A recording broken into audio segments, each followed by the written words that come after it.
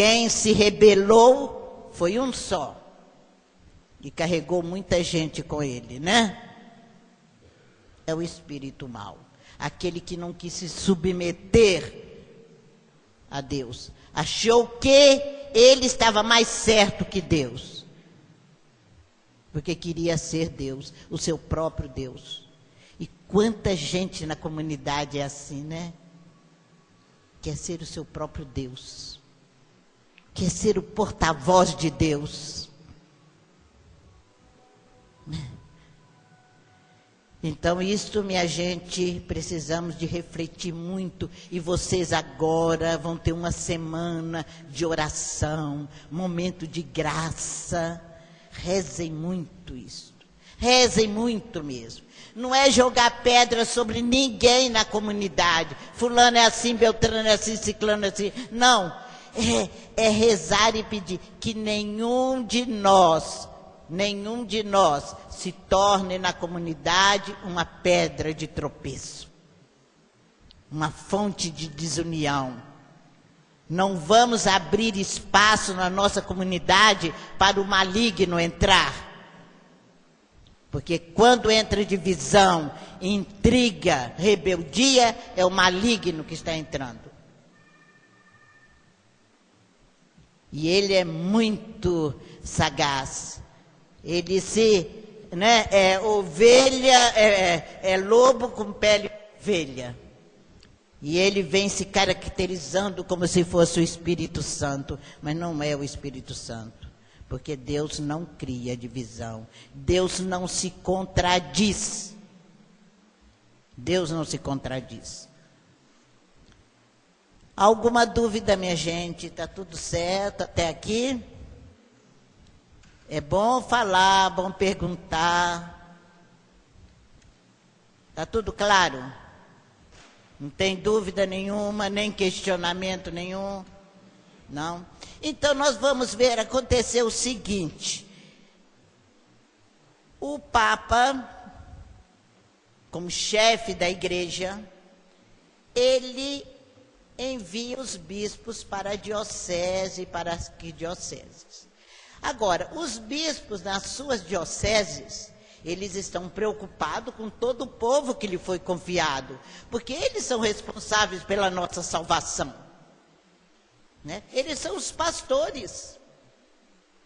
Jesus fala, eu mandarei pastores para cuidar das minhas ovelhas. E ai daquele mau pastor que não cuida direitinho das ovelhas, que não esteja preocupado com a salvação do seu povo, com a evangelização do seu povo. Então, aconteceu que, aqui na nossa região, no Grande ABC, né, na década de 50, aqui começou a crescer muito. Vinha gente de todo o Brasil aqui para o Grande ABC. Por quê? Aqui estava começando a se desenvolver a indústria automobilística, né? Tinha muito emprego e todo mundo vinha para aqui. E isso preocupou o arcebispo lá de São Paulo, né? Dom Carlos Carmelo de Vasconcelos Mota, que era o arcebispo. Ele começou a falar, olha, quantas pessoas estão vindo. A população está aumentando muito. E lá tem tão poucos padres. Como é que nós vamos fazer para atender a todo este povo? Aí, é claro, vão falar com o Papa. Olha, lá aquela região está muita gente vindo. E nós não temos condições, lá de São Paulo, de atender todo aquele povo. Aí o Papa disse, comece então a ver como é possível fazer, faça um levantamento da realidade, da situação, para a gente poder criar então uma nova diocese lá, colocar lá para aquele povo um pastor para cuidar deles, né?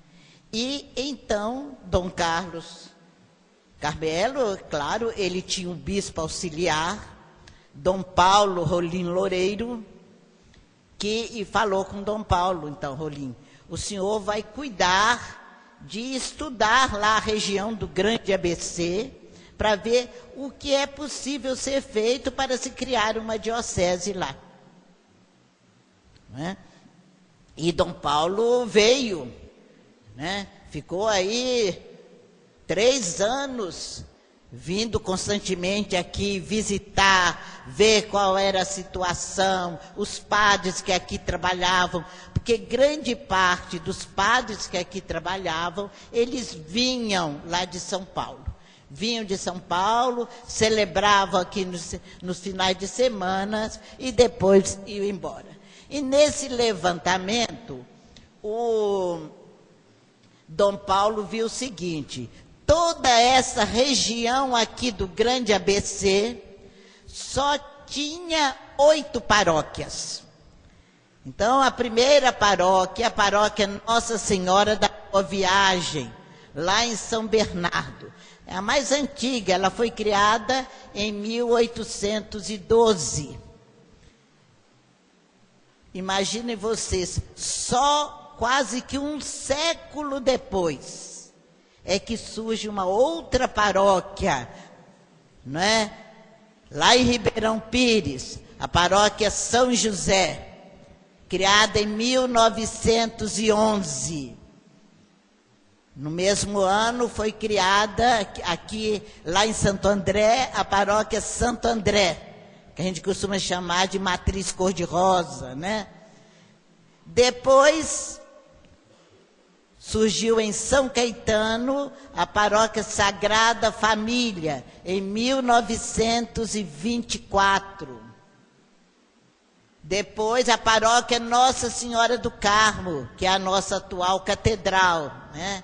Em 1940. Depois a paróquia Santa Terezinha, em Santo André, também em 1940. A paróquia Santo Antônio, ali em Vila Alpina, em 1942. E depois a paróquia do Senhor do Bonfim, em 1943.